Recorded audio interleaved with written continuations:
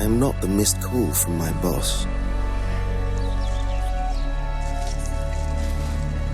I am not my dozens of unread emails. I am not my to-do list. I am not the likes on my Facebook profile. And I'm not the fast food on my lunch break.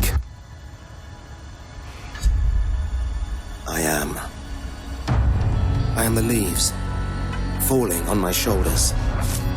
I am the grass beneath my feet. The wind blowing through the trees. I am the water flowing between the stones. The soil running between my fingers. I am the choices I make.